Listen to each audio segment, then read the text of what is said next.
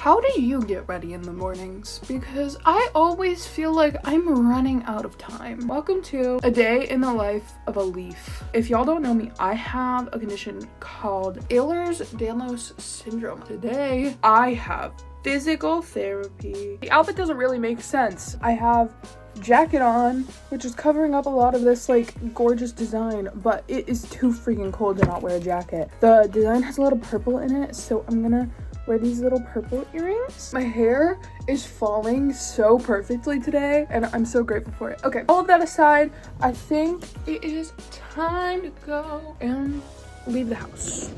Could I please get a sugar-free vanilla oat milk latte medium, please? I'm out. I have gotten to the medical building where I get my physical therapy done, and I gotta pop my trunk, and let's go.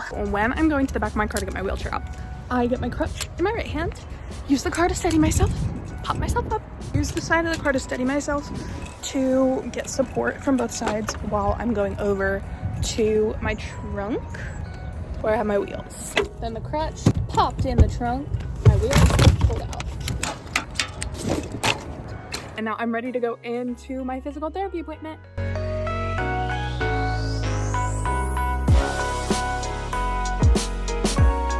I just had the most exhausting physical therapy session of my entire life. My hip dislocated. I'm at the point where I'm kind of like, I don't even know how I'm gonna walk from the trunk of my car to the driver's seat. I like don't really feel my legs very well right now.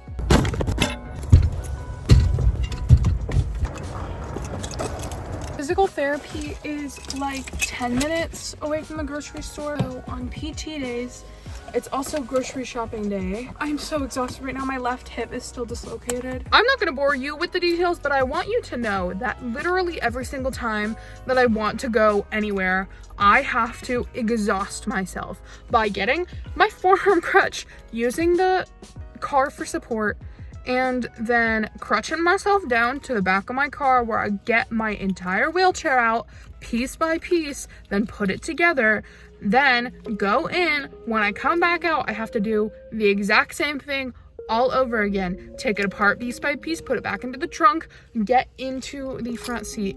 And someone one time asked me why I have to do that every single time I go to a store and why I can't just use my forearm crutches in the store.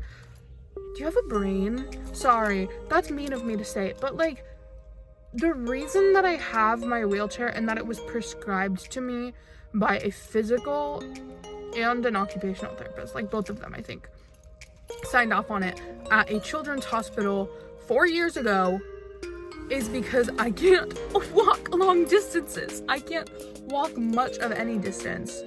I like walk around my house kind of with forearm crutches, and then when I'm in the kitchen, I am seated. When I'm in my room, always sitting. Like, I'm in physical therapy to try and regain some of the ability, but my joints dislocate. Right now, from driving, my hip has dislocated.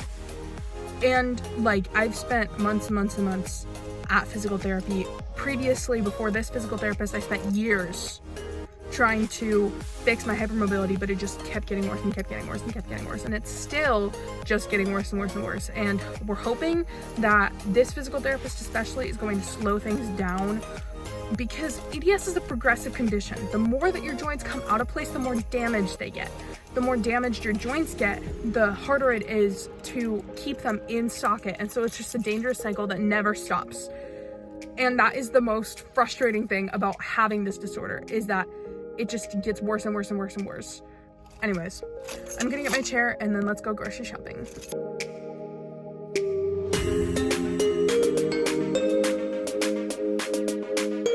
After going grocery shopping, I was planning on going to Panera to do some work. I'm really exhausted. I need to lay down.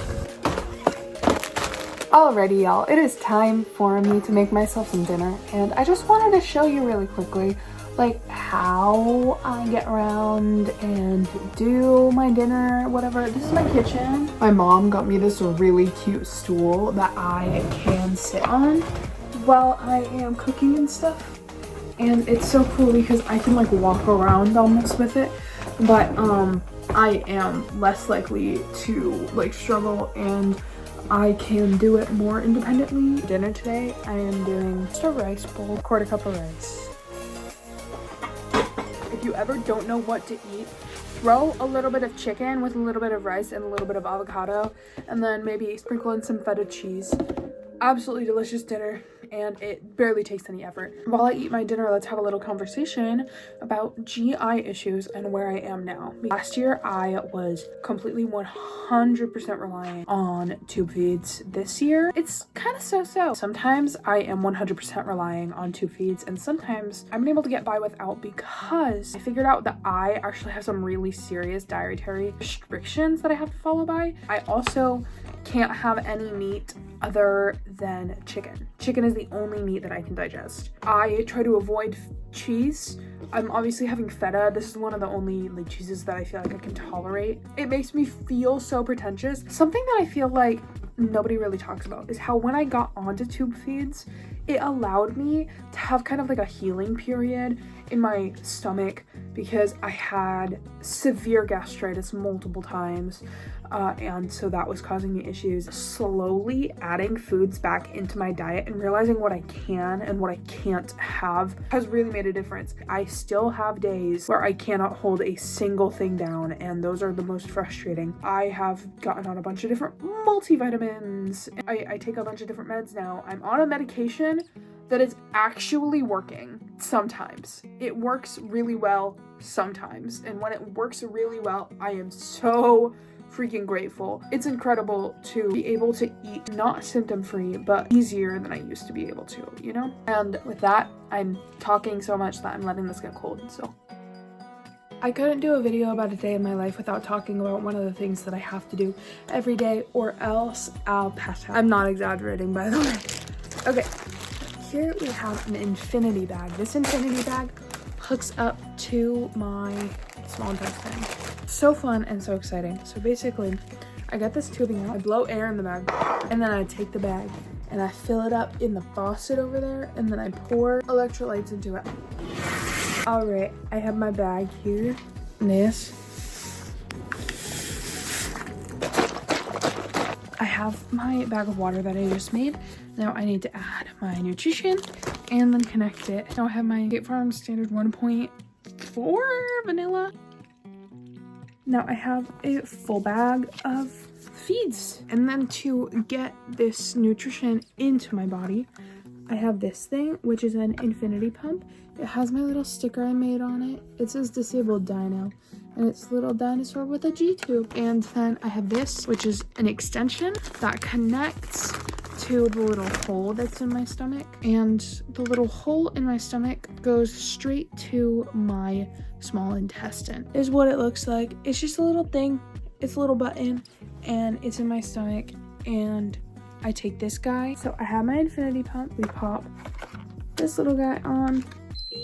And it beeps really loud, and that's even the quiet version of the beep. And then I have this line that I have to deal with at night, but it's okay because it means that I am being properly hydrated and nourished, which is something that I can't say for myself. 2 years ago, I was struggling. Current me is thriving.